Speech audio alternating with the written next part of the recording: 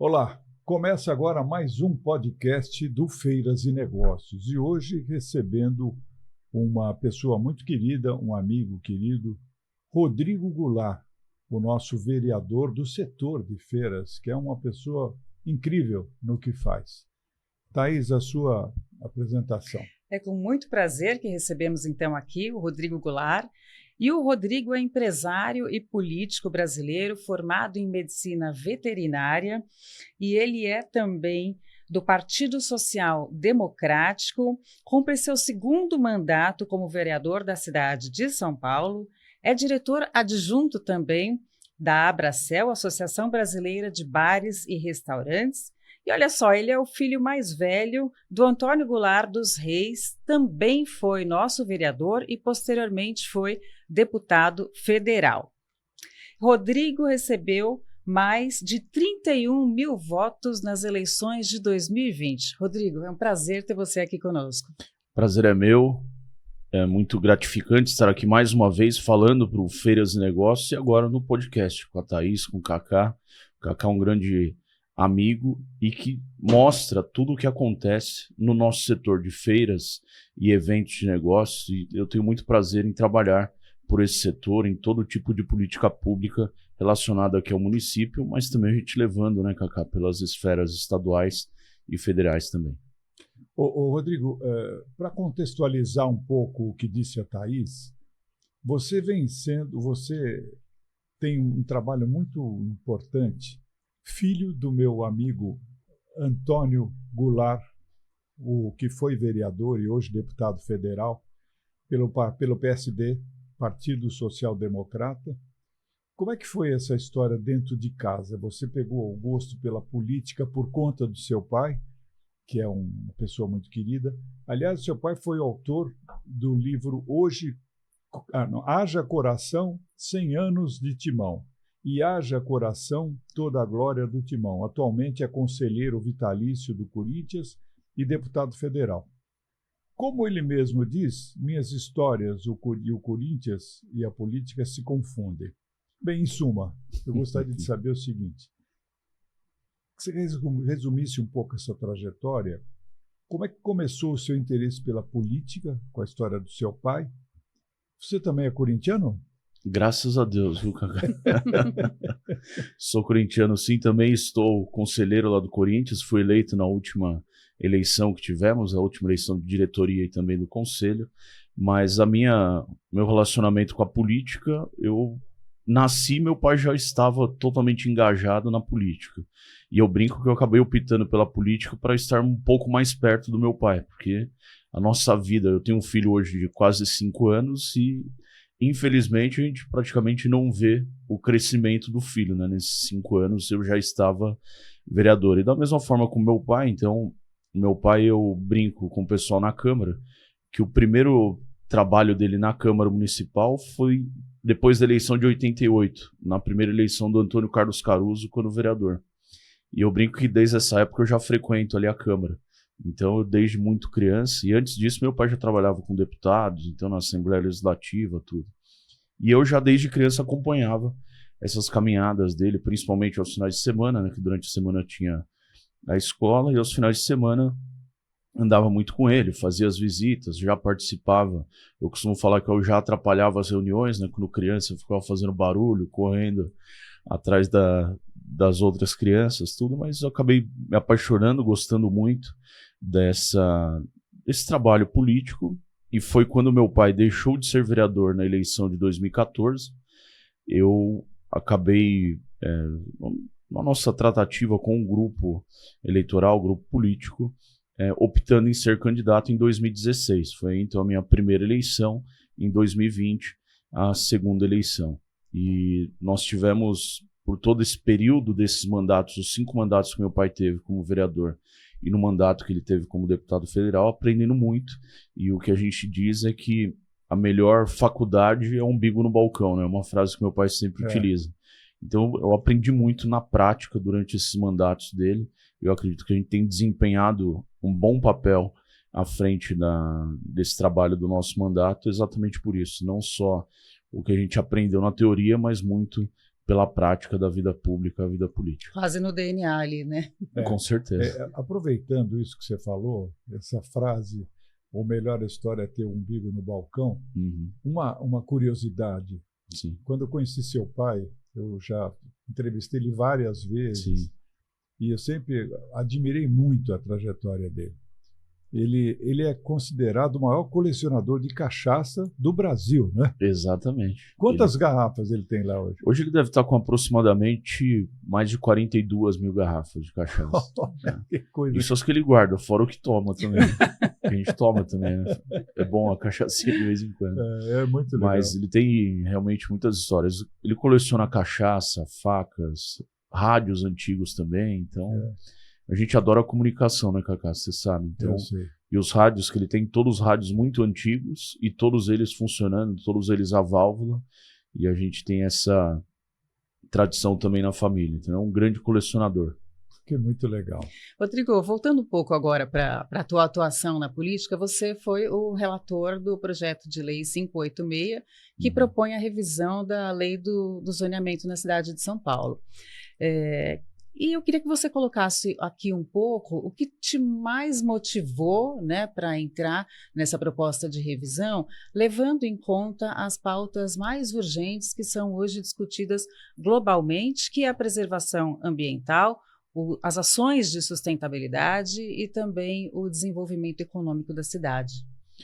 Olha, já vou voltar um pouquinho na minha história. Eu estou no segundo mandato, meu primeiro mandato, eu junto com meu pai e com o Kassab, que é o presidente do PSD, nós definimos que a melhor comissão que eu deveria optar seria a Comissão de Finanças e Orçamento. Então passei o meu primeiro mandato, todos os 4 anos, na Comissão de Finanças e Orçamento, participando de algumas CPIs também, voltadas e ligadas às finanças. E quando o segundo mandato, já havia previsão dessas legislações passarem pela Câmara. Então nós optamos também em conjunto, eu junto com meu pai e com o Kassab, em optar a Comissão de Política Urbana, Metropolitana e Meio Ambiente para estar mais próximo da discussão desses importantes projetos do desenvolvimento urbano da cidade. E eu acabei ganhando a confiança dos pares, então dos vereadores não só da comissão, mas também do presidente da Câmara, que me designaram relator desses projetos. E foi então que eu resolvi me debruçar na teoria, estudar muito e entender bastante do que a gente tem desses temas, não só os urgentes, né, dessas questões climáticas, tudo, mas do que a gente deveria realmente pensar no melhor desenvolvimento da cidade. E foi isso que eu fiz. E além disso, a minha esposa, ela é arquiteta de carreira da prefeitura. Então, também me ensinou muito e me fez engajar ainda mais nesse tema. Aí eu fui designado relator da revisão do Plano Diretor Estratégico, que é uma legislação de 2014, que já tinha sua previsão na metade dos 15 anos de vigência, que ela tem a validade até 2029. Então seria por volta do ano de 2020 a sua primeira revisão. Mas até por diversas questões, inclusive judiciais, mas devido também à pandemia, acabou prorrogando. Exato. Então foi em 2023, no primeiro semestre, que nós iniciamos esse trabalho, fizemos grandes debates, diversas audiências públicas, e esses temas foram muito importantes, apareceram bastante durante as audiências, e nós trouxemos diversas inovações a essa legislação. E só para a gente ter uma ideia das inovações, a legislação é de 2014. Então, com 9 anos de vigência, nós tivemos muitas mudanças em tudo no mundo. Eu sempre faço um comparativo aqui, um marco temporal, que em 2014 a gente praticamente não tinha pelo menos 2 aplicativos, só para a gente ter uma ideia desse marco temporal. O aplicativo de entrega, que eu não vou fazer merchan aqui, mas todo mundo sabe que hoje em dia você não passa um dia inteiro sem fazer um pedido no aplicativo de entrega para comer ou alguma entrega, realmente alguma compra. E o aplicativo de mobilidade também, praticamente não existia em 2014. Então, aí a gente vê o espaço temporal de quanto as coisas mudaram nesse período. Então precisava sim ter uma revisão, além dessa questão das mudanças climáticas que nós também observamos nesse projeto, e principalmente qual deveria ser o rumo a ser revisto do desenvolvimento urbano da cidade. Rodrigo, tem alguns temas que são fundamentais, né? Perse à parte, onde você foi extremamente atuante, né, para o nosso segmento, reiterando, né, as coisas que são necessárias para o Perse. Tem alguns temas aqui que eu queria saber a sua opinião, que são debates que não terminam nunca. Demarcação de terras indígenas, patrimônio histórico, paisagem urbana, moradia popular e emissão de carbono. Como é que se avalia que o projeto de lei irá contribuir com essas pautas tão urgentes? Bom, Cacá, eu vou tentar lembrar de todos os pontos, mas se faltar alguns, você vai me falando. Mas todos esses pontos apareceram bastante também em todas as audiências públicas. Não só na revisão do plano diretor, que nós fizemos no primeiro semestre de 2023, mas também na revisão da Lei de Parcelamento, Uso e Ocupação do Solo, que é mais famosa como lei do zoneamento. Então, em se tratando da demarcação das terras indígenas, nós fizemos aqui, na lei do zoneamento, a demarcação de uma das terras indígenas, transformamos de ZEIS 2, que é um zoneamento de interesse social, para uma ZEPAM, então é uma zona especial de proteção ambiental. Então nós determinamos que aquela terra, aquela região, deverá ser uma proteção ambiental de forma eterna, então permanente. Nós não poderemos mais alterar aquele zoneamento. Inclusive havia um empreendimento lá já aprovado nesse território, houve uma grande mobilização dos indígenas daquele território e vieram, pleitearam, e nós transformamos aquela zona em zona especial de proteção ambiental. Questão do patrimônio histórico. Nós inovamos também nessa legislação. Hoje nós temos um mecanismo que chama transferência do direito de construir. O que acontece? Quando alguém tem um bem tombado, ele não consegue empreender, porque o bem tem que estar preservado. Então a prefeitura inovou em algum momento, se eu não me engano em 2015, com a criação do TDC, que todo aquele potencial construtivo, a pessoa pode vender aquilo para alguém do mercado que possa construir em outro local. E ele teria esse bem finito. Então, em determinado momento, ele vendeu uma vez, não poderá vender mais. Então, nós inovamos no plano diretor que em 10 ou 15 anos, ele pode vender em 10 anos 70% novamente daquele potencial e em 15 anos 100% daquele potencial. Por quê? A gente sabe que hoje, no imóvel novo, em 5 anos, no mínimo, ou no máximo em 10 anos, você tem que fazer uma reforma, ou uma pintura, ou qualquer outra coisa, questão elétrica, questão hidráulica. Imagine só num bem tombado, e que ainda é muito mais caro. Não é uma reforma simples, você tem que fazer um restauro. É potencialmente mais caro. Então essa possibilidade, com certeza, vem a aprimorar a legislação do patrimônio histórico da cidade, e a ideia é que a gente ajude muito a preservar não só os que já estavam preservados, mas aqueles que não estavam preservados, que realmente o proprietário tenha interesse em fazer a sua preservação e aí, com esse potencial, ajudar também nesse financiamento. Nós temos a questão que você falou da paisagem urbana. Isso, da paisagem urbana. Tivemos a preservação também da paisagem urbana e pensando em bons projetos de paisagem urbana na cidade. Então, além da ampliação das zonas de estruturação urbana, que são aqueles eixos no entorno dos eixos de transporte, aumentar o potencial construtivo desses eixos, mas pensando em bons projetos, inclusive num novo conceito de edifícios-conceitos. Edifícios pensando na sustentabilidade, com um projeto mais moderno, nós estamos incentivando através de potencial construtivo.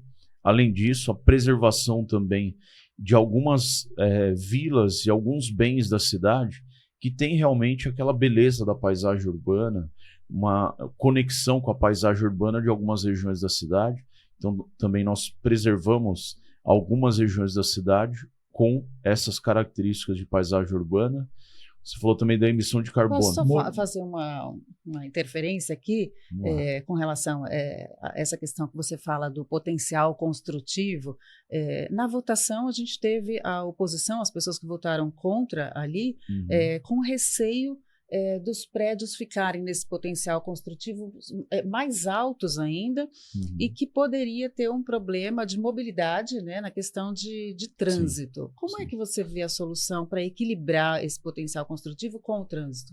Então, todos esses projetos, eles têm que ter no seu licenciamento um estudo de cada um deles, tanto do polo gerador de tráfego, que é uma lei específica que trata sobre isso, para ver qual o tamanho do empreendimento, para que ele possa ver o impacto que ele vai gerar no tráfego daquela região e aí ter um investimento para alguma alternativa de tráfego que ele tenha que fazer. Então tem uma ação para a mobilidade também. Tem que haver um pagamento para que a prefeitura possa fazer, ou em obras ou em dinheiro, para que a prefeitura possa estabelecer ali qual esse potencial de tráfego que ele vai interferir, para que ele possa também fazer um investimento. Para não dar gargalo, né? Exatamente.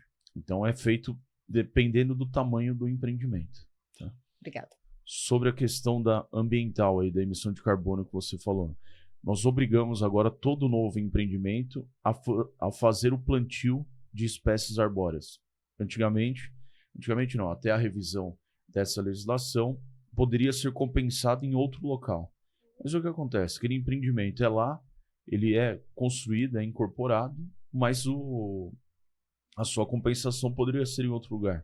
Então agora é obrigado a que essa espécie arbórea seja plantada no próprio terreno, no próprio empreendimento.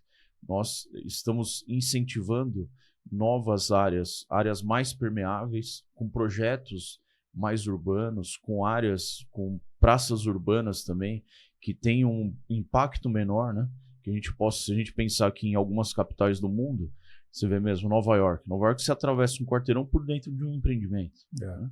Então que a gente possa incentivar projetos mais urbanos, que a gente pode dizer assim, que conecte mais a nossa cidade. Não sei se faltou algum item. Moradia popular. Isso.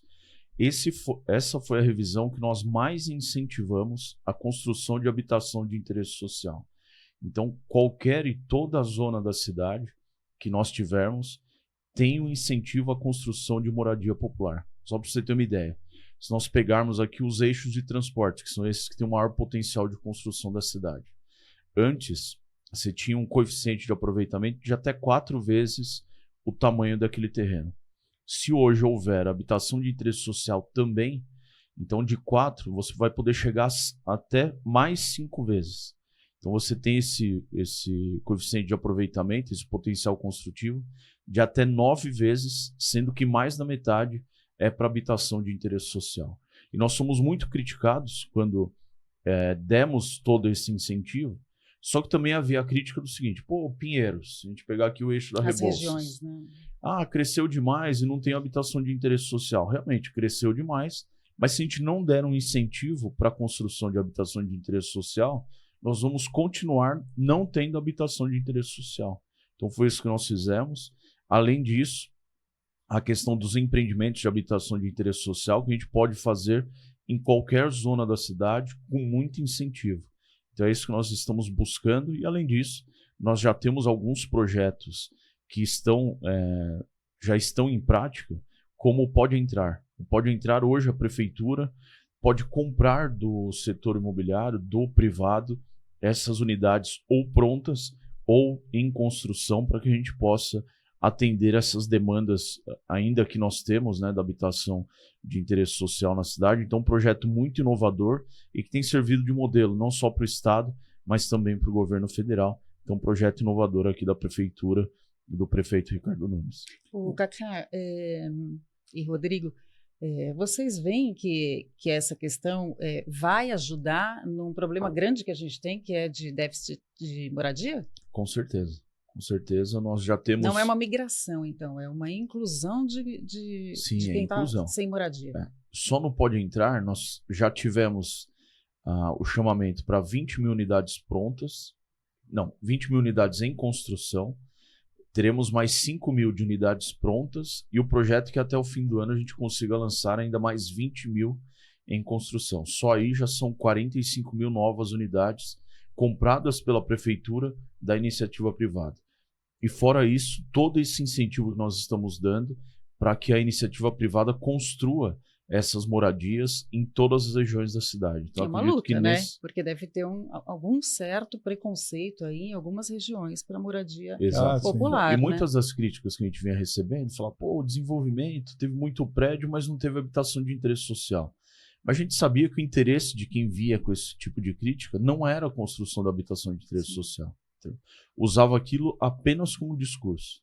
Então, o que nós fizemos é, tudo bem, a gente concorda que não tem, mas a gente tem que incentivar em todas as regiões da cidade.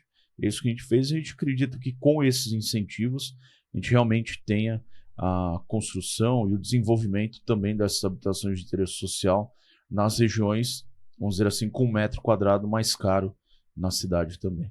Eu queria aproveitar esse momento, nós falamos de meio ambiente, de emissão de carbono. Todo mundo sabe que a gente convive com esse problema todos os dias. Quando você vai para uma feira, no São Paulo Expo, no Transamérica, no Imigrantes, em qualquer centro de eventos, o volume de pessoas hoje, por exemplo, nós estamos na APAS, o volume de gente que vai com carro para esses lugares é assombroso, fica uma coisa, um cataclisma. O volume de carbono, de emissão de carbono que acontece um negócio desse é uma coisa de louco. Não seria uma ideia viável pensar-se numa coisa que não precisaria desapropriar ninguém e fazer aquele transporte aéreo que são, como é que chama esse monotrilho? VLT, né? Monotrilho, não é? Veículo leve sobre trilho. Isso aí, esse monotrilho. Ligando os aeroportos, ligando todos os centros de exposições, ia retirar um volume enorme de carros de circulação. Cada vez que tem um evento desse, São Paulo tem um evento a cada 6 minutos. Se você interligar todos os pavilhões através do monotrilho, os aeroportos, você vai diminuir muito a concentração de carros. Não seria uma sugestão? Sim. Cacá, tem já alguns projetos. Ali na Zona Norte tem um projeto. Aqui para o São Paulo Expo, também na Zona Sul, tem algum projeto já de mobilidade, não especificamente, talvez, como um veículo leve sobre trilho ou monotrilho, mas de mobilidade específica para esses grandes centros. Aí a gente diz, ali na Zona Norte, o AMB, né? O Distrito AMB e o Center Norte, e na Zona Sul aqui o São Paulo Expo. Nós temos outros que já estão conectados a grandes corredores de transporte, né? Assim como o Rebouças é um dos exemplos que já está ali próximo ao eixo de transporte. Mas esses que têm um porte maior, realmente a gente tem essa dificuldade e acaba tendo que a Companhia de Engenharia de Tráfego, a CET, e o próprio promotor do evento acaba tendo que dispensar valores ali para que a gente possa ter um melhor controle no entorno desses empreendimentos. E no São Paulo Expo tem aquela grande dificuldade do acesso ali da rodovia para o centro de exposições, para o pavilhão, mas que o governo do estado também está vendo uma forma... Fazer uma outra ponte. Isso, de como melhorar, de como aprimorar ali. Mas é sempre um grande desafio. E nós temos, claro, né, os grandes sonhos. Eu sempre vou ali para a Expo Munique, né, lá na Messe Mission. E nós temos dentro do pavilhão duas estações de metrô. Eu também, em Hannover, quando eu fui para lá, a mesma coisa. Isso, tem outros na Alemanha que tem também as suas estações e devem ter. Eu falo desse que é o que eu conheço na prática, que já fui para lá algumas vezes. Hannover, com certeza é um grande sonho, né? A gente desce dentro dos pavilhões por duas estações. Desce ou no sul ou no norte do pavilhão, lá em Munique, mas tem tantos outros ali na Alemanha. Em Frankfurt você desce. Em Frankfurt pega um trem, metrô, que entra dentro dos pavilhões do Hannover Messe, que são 27 pavilhões. Outra história. Rodrigo, eu sou cooperativista e eu vou te fazer uma pergunta agora, voltando para a questão do déficit de moradia, que a gente sabe que é um problema no país. As cooperativas habitacionais têm um trabalho incrível, né, para ajudar a diminuir esse cenário dessa falta que a gente tem. Eu queria deixar um pedido aqui para que a gente conseguisse intensificar as parcerias entre prefeitura e cooperativas sérias, né, habitacionais, para que a gente conseguisse potencializar essas construções e ter uma parceria mais forte para olhar para isso. Acho que é muito bacana, ainda bem que você tocou nesse assunto, Thaís, porque esse programa que eu te falei do Pode Entrar, dentre as frentes que tem esse programa Pode Entrar, um deles é o Pode Entrar Entidades. E você falou aqui de cooperativas ou entidades sérias. Existem ótimas entidades que estão aí à frente desses projetos e das obras mais avançadas estão as que estão cadastradas no Pode Entrar Entidades. Então nós já temos isso acontecendo na cidade. E as que estão acontecendo não são aquelas que vivem do discurso, que vivem da ideologia. São os que realmente fazem e estão colocando tudo isso em prática. E depois eu quero te passar as informações, quais são essas entidades e quantas unidades que elas estão fazendo. Ótimo. Isso já está acontecendo aqui na cidade. E as cooperativas são consideradas essas entidades, estão nesses escopos. Exatamente. Então a gente conversa. Voltando aqui, a gente vai falar agora de um problema também crucial na nossa cidade, que é a questão da mobilidade urbana. Então a gente sabe que tem alguns problemas aí que contribuem para isso, né? Que é a falta de planejamento, o crescimento rápido das cidades, a questão das frotas, né? As pessoas não se sentem seguras ou confortáveis no nosso transporte público e acabam utilizando aí um carro para um condutor, né? Que traz um gargalo também.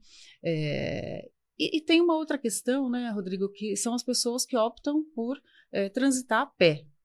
E aí as calçadas têm um papel fundamental aí para que elas possam oferecer segurança e conforto tanto para pedestres quanto para pessoas que usam cadeira de rodas, pessoas com deficiência visual e pessoas que têm alguma limitação, aí, alguma mobilidade reduzida. E a gente observa que a prefeitura acaba priorizando investimento no asfalto de rua em detrimento ao asfalto de calçada. Então, você como vereador da cidade de São Paulo, eu queria que você falasse para a gente como é que você vê essa questão de mobilidade e das calçadas e quais ações estão sendo elaboradas aí, implantadas para que a gente consiga melhorar esse cenário. Bom, a gente ser um vereador generalista, se a gente pode dizer assim, né, que trabalha com todos os assuntos, você começou a falar, eu comecei a lembrar de tantas coisas que a gente vem fazendo. Mas na questão da mobilidade, o que a gente tem feito aqui, aí pensando na mobilidade, mas também sustentável. Eu tenho um projeto que eu sou autor da atualização do incentivo do uso do veículo elétrico. Então hoje na cidade de São Paulo, quem tem um veículo elétrico, híbrido ou qualquer tipo que tenha de eletrificação no seu veículo, ele recebe a cota parte do município, do IPVA, ele recebe como um reembolso. Isso chega a quase 50% no limite de R$ 3.500 por ano. Então hoje um proprietário de veículo elétrico ele recebe até R$ 3.500 de reembolso pela prefeitura por ter o seu veículo elétrico. Para a gente realmente incentivar esse uso. A frota do transporte público na cidade está sendo cada vez mais sendo eletrificada. Então tem uma meta do prefeito Ricardo Nunes de chegar a 30% desta frota eletrificada até 2025, se eu não me engano. Então nós já temos todos os novos ônibus estão sendo elétricos. E infelizmente a gente está com um problema hoje da rede de energia não ter a capacidade nas garagens de aumentar ainda mais essa frota. Qual é o percentual atual? Hoje está, se não me engano, em acho que 7 ou 8%. Mas a meta é chegar a 30% até o ano 2025. Que vem. E isso na questão de mobilidade, aí, que a gente pode falar de sustentabilidade. Calçadas. Isso, nas calçadas. Nós temos agora, no plano diretor, eu coloquei que nós precisamos do plano municipal de rotas acessíveis, pensando exatamente nessa dificuldade das calçadas. Hoje o que acontece? No bem público, então em algum equipamento público, é a prefeitura responsável. Agora, à frente das residências, dos comércios, o próprio proprietário é o responsável pela sua calçada. Então, o que a prefeitura faz? Ela notifica e, depois da notificação, multa os proprietários para que regularizem as suas calçadas. E nós já temos um plano municipal das calçadas e agora esse plano municipal das rotas acessíveis. Pensando exatamente isso, na conexão. Não adianta o Kaká fazer a sua calçada de um jeito e a Thaís vizinha de parede fazer de outro, né? Ou com degrau ou com uma rampa que é impossível de passar. E como eu falei aqui para vocês no início, eu tenho um filho de quase 5 anos e a gente sempre discursava, falava sobre essa questão, mas aí a gente, quando está na prática, a gente vê diferente. Sente as dificuldades. É impossível você andar com carrinho de bebê, infelizmente, em muitos lugares da cidade. Imagine só uma pessoa com deficiência ou com mobilidade reduzida, um idoso, né?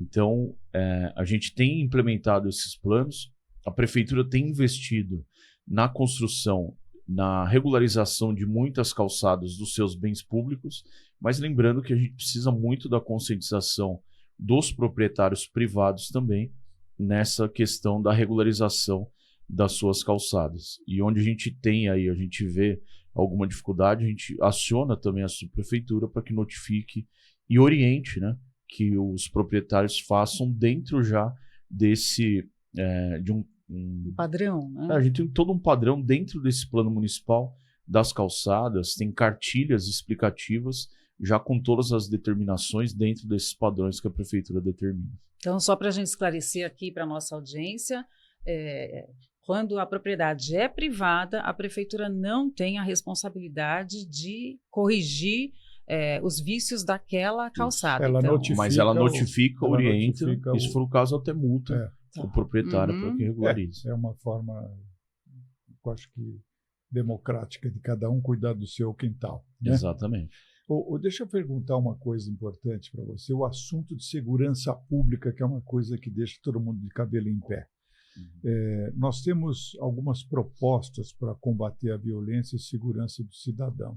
Queria saber qual é a sua ótica com relação a isso, que é um negócio importantíssimo. Nós precisamos muito de ter uma sinergia dos poderes quanto à segurança pública. A segurança pública é um dever do Estado, né? Então, mas a sinergia que nós estamos tendo entre a prefeitura hoje, a gestão do prefeito Ricardo Nunes e a gestão do governador Tarcísio tem sido muito grande. Nós aprovamos na Câmara a melhoria do pagamento da atividade delegada. Então hoje a prefeitura de São Paulo, na atividade delegada, que ela paga o policial militar, civil, bombeiro, a GCM, para que nos horários de folga eles continuem trabalhando pagos pela prefeitura. Então nós temos o aumento dessa atividade delegada, o aumento do pagamento, e foram estabelecidos alguns lugares que têm a prioridade, né? Então o circuito de compras, Avenida Paulista, alguns lugares mais turísticos da cidade, e onde tinha um índice maior desse número de roubos. Então aumenta a segurança, a sensação de segurança nesses locais. E além disso, o município tem investido muito, não só na contratação de mais guardas civis metropolitanos, na formação desses guardas civis metropolitanos, equipamentos e tudo isso, mas também num programa muito interessante que é o Smart Sampa. Dentro do Smart Sampa, nós já temos em implantação mais de 20 mil câmeras de monitoramento por toda a cidade. E além dessas 20 mil câmeras que estão sendo instaladas pela prefeitura, também a possibilidade de ser incluso nesse sistema as câmeras de qualquer residência, qualquer condomínio, qualquer estabelecimento comercial que possa estar conectado para esse monitoramento que tem sido feito pela Guarda Civil Metropolitana. E nós estamos criando ali, bem no centro, no antigo prédio dos Correios, um prédio totalmente tecnológico e que vai sediar essa central de monitoramento da Guarda Civil Metropolitana. Então, além das 20 mil câmeras, tantas outras 1000 câmeras poderão ser integradas também nesse sistema de monitoramento, que integra também ao Muralha, que é o programa do governo do estado, também de monitoramento de segurança, para auxiliar ou para a prevenção ou para a investigação também desses delitos que possam ocorrer na cidade. Você, Thaís. Rodrigo, você é o autor do Estatuto do Animal, né? O Rodrigo é formado em medicina veterinária e você tem uma luta aí em relação a gente ter mais hospitais veterinários públicos, a gente ter farmácia veterinária popular e também intensificação das campanhas de castração. Como é que anda essa pauta? Anda muito bem. Agora, infelizmente, nós estamos num momento que todos estamos lutando na questão do Rio Grande do Sul, né? Não só das vidas humanas também, mas animais, a gente tem tido um trabalho junto a esses resgates animais muito grandes. Eu tenho grandes amigos que estão lá na frente, na linha de frente desse trabalho, e pensando nisso, a gente pensa nessas políticas públicas que a gente tem implementado aqui, né? O atendimento público veterinário nos hospitais veterinários, que a gente já tem aumentado o número de hospitais, também o acesso a essa farmácia popular, também a farmácia veterinária popular, mas principalmente, que eu tenho trazido muito como política pública, que deve ser a prioridade, é o controle populacional. Porque por mais que a gente aumente o atendimento público veterinário, a farmácia, nós ainda teremos a população se multiplicando potencialmente. Então, e a talvez gente tem... não dê conta, mesmo assim. Exatamente. Então, a gente tem buscado a conscientização dos tutores, além disso, incentivado que a gente tenha ainda mais campanhas de castração, porque a gente tem esse controle populacional e cada vez mais buscando essa conscientização realmente da necessidade desse controle populacional. E aí sim, com o controle populacional, a gente ter esse acesso a esses atendimentos e também a farmácia popular, que é muito importante para aqueles que não tenham, né, as condições ou de levar no veterinário ou de acesso também aos medicamentos. Está indo muito bem. É isso que eu ia perguntar. Com como é que um engajamento muito grande do prefeito e de outros vereadores também. A primeira-dama Regina, ela tem trabalhado muito à frente com alguns institutos e promovendo diversas campanhas e eventos para essa conscientização, não só a conscientização dos tutores, mas também campanhas de adoção, campanhas de doação também de medicamentos, de ração. Então são várias as frentes que a gente tem trabalhado nessa menos questão venda, animal aqui. acho, né? Exatamente. Tem uma campanha bonita que fala, amigo não se compra, né? Isso. Tem um projeto meu que, na verdade, não proíbe a venda, mas, na verdade, todo lugar que tem a venda do seu pet, você tenha que ter obrigatoriamente também campanhas de adoção. Então, o mesmo espaço, o mesmo número que tenha para venda, que tenha de adoção, que é uma forma tanto de inibir a venda, como também promover as adoções. Exatamente. Rodrigo, você, mudando um pouquinho de assunto, você faz parte da diretoria da Abrazel, a Associação Brasileira de Bares e Restaurantes e tal, e que todo ano tem um trabalho muito interessante. E tem um lounge, por exemplo, na FISPAL Food Service, que é a maior feira da América Latina do setor. O que se reserva este ano nesse lounge da Abrazel, que vocês todo ano fazem uma coisa diferente lá? O que a gente tem feito muito, inclusive ontem nós tivemos a reinauguração do auditório da Abrazel, estive lá uma oportunidade de falar para quase 150 empresários do setor, empreendedores, e também uma ação social que a gente tem feito muito grande, mas no lounge dessas feiras que a gente acaba fazendo, nesse exemplo da FISPAL, é sempre a gente faz um espaço para conexão, né, dos nossos associados e para aqueles que não conhecem ainda a Abrazel, mas principalmente na questão da capacitação. E a gente faz lá uma demonstração de vários produtos, né, de patrocinadores também da Abrazel, mas essa questão da capacitação, então várias rodas de conversas, e eu acabo participando, da última feira eu acabei participando também, então desses associados que vêm do Brasil inteiro para conhecer a feira, né? Essas feiras e eventos de negócio tão importantes, que São Paulo acaba sendo a capital mundial também, né, das feiras e eventos de negócio, e todo mundo vem para cá para essas feiras, mas a capacitação técnica de quem vem, desde o garçom, o administrador, o próprio proprietário, conhecer inovação, tecnologia, modernização dos seus equipamentos. Então a gente mostra durante o período da feira vários novos produtos, mas essa questão da capacitação que eu coloco também como uma importância muito grande, para a gente conhecer tudo que a gente tem dentro do nosso setor também de bar e restaurante. Muito legal. Posso fazer mais uma pergunta? Claro. Derradeira? Vamos lá. Rodrigo, Mas já vai a acabar? gente vê... Oi? Já vai acabar? Rápido, Papo né? tão legal. Papo bom. A gente tem uma questão do centro de São Paulo, que ele está muito abandonado, né? Eu sempre amei o centro, moro perto do centro, mas a questão do mercado imobiliário, a gente tem ali as negociações muito travadas, né? Você vê que as pessoas não conseguem alugar e nem vender. Existe um olhar da prefeitura, de vocês, para alguma, talvez, isenção de IPTU ou redução, alguma coisa para que o centro volte a ser atrativo? Olha, nós aprovamos uma legislação que eu também fui relator em 2021, chama PIU Central, é o Plano de Intervenção Urbana do Centro.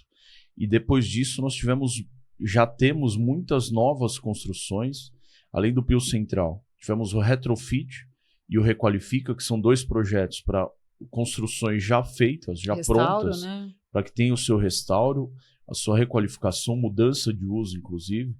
Nós temos agora a subvenção. A prefeitura pode fazer até 25% da construção, da reforma que o proprietário queira fazer, até 25% é subsidiado pela prefeitura, a fundo perdido. Então é exatamente para incentivar essas obras, essas reformas nos bens que já estão lá prontos. Qualquer imóvel ou é só imóvel ou para residencial tombado? ou comercial, não. Qualquer tipo de imóvel, inclusive os tombados, se for o caso. Mas como que a pessoa, para o pessoal que acompanha a gente entender, eu tenho um imóvel no centro, eu quero fazer uma reforma, a prefeitura pode subsidiar até 25%? Isso. Como que a pessoa demanda isso da prefeitura? Houve um chamamento, abertura de um chamamento na semana passada, então está aberto esse chamamento, tem um edital, né, que tem que atender ali aqueles pré-requisitos, então tudo está lá no site da prefeitura, é importante que a gente divulgue isso. O primeiro chamamento foi um sucesso, mas não atingiu tudo que tinha de possibilidades de valores, e agora nesse segundo a gente acha que com a divulgação maior a gente consiga atingir tudo que a gente tem disponibilizado. Então o centro de São Paulo hoje, com essa integração, mais uma vez que eu digo, do governo do município com o governo do estado, tem sido muito utilizado pelo mercado imobiliário, com grandes construções de novos prédios, com reformas de prédios que já estavam lá. Só para eu ter uma ideia, nós tivemos na inauguração de um empreendimento imobiliário, fazia uns 20 ou 30 dias, só do rooftop desse prédio, a gente olhava no entorno, tinha mais de 21 obras de novos empreendimentos no centro. Então, a partir de 2021, a partir do Pio Central, muitos novos empreendimentos foram construídos e muitas reformas também. Eu estive na segunda-feira passada, não, se não me engano, na sexta-feira passada, eu vou até falar aqui o edifício Virgínia, que fica ali na Martins Fontes, bem do lado ali entre a Rua Augusta e a Consolação.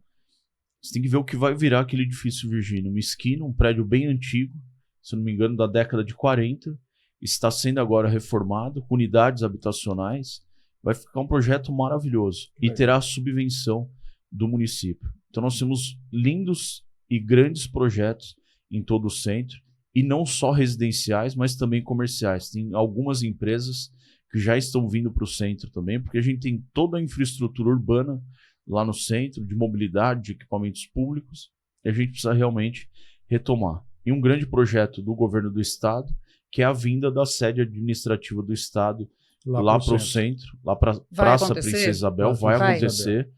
E tem um chamamento também, um concurso público para o melhor projeto desse centro administrativo, e nós teremos 22 mil funcionários públicos vindo só nessa sede administrativa. Então tem muita coisa boa acontecendo no centro, e para os empresários que nos assistem, olhe para o centro como uma grande oportunidade de negócio. Eu queria, então, em nome aqui do Feiras Negócios, agradecer, primeiramente, a presença do vereador Rodrigo Goulart, que fez um trabalho muito legal, tem feito um trabalho muito interessante, mas particularmente ao nosso Convention Visitors Bureau, que apoia o nosso programa através da agenda dos eventos da cidade, que é um negócio muito interessante, é o Convention, que é um negócio muito legal. E a gente, inclusive, amanhã vai estar no fórum lá do Convention, onde você vai estar lá também, vai estar juntos lá, toda a equipe. E agradecer muito. A gente foi esclarecedor a sua vinda, foi muito legal. E eu deixo aqui a Thaís para fazer os agradecimentos finais. Vereador, muito obrigada. Eu desejo muito sucesso, né? A gente está no ano eleitoral. E para você que ficou com a gente até agora, o nosso agradecimento também. Não perca as próximas edições do podcast Feiras e Negócios, que vai ao ar toda quinta-feira, às 15 horas. Até o próximo. Obrigado, Rede. Suas palavras finais. Bom, eu que agradeço, Cacá, Thaís, pela oportunidade de estar aqui com vocês hoje, a primeira vez no podcast, mas mais uma vez aqui no Feiras e Negócios. Acho que falando não só do nosso setor de Feiras e Negócios, que a gente tem trabalhado bastante, inclusive com o último anúncio da inclusão de 27 feiras de negócios no calendário de eventos estratégicos da cidade. Exatamente. com o calendário do Elbraf, do Convention Bureau, grandes entidades que trabalham muito pelo nosso setor e muito próximos do nosso mandato. É sempre muito gratificante a gente vir aqui para falar um pouco do nosso trabalho e continuo sempre aqui à disposição de quem nos assiste, quem nos ouve, para que a gente possa buscar aí sempre o melhor para a nossa cidade de São Paulo. Muito obrigado pela oportunidade e reforço aqui meu compromisso com cada um de vocês. Obrigado. Obrigada, Rodrigo. E a gente volta com mais novidades. Até lá.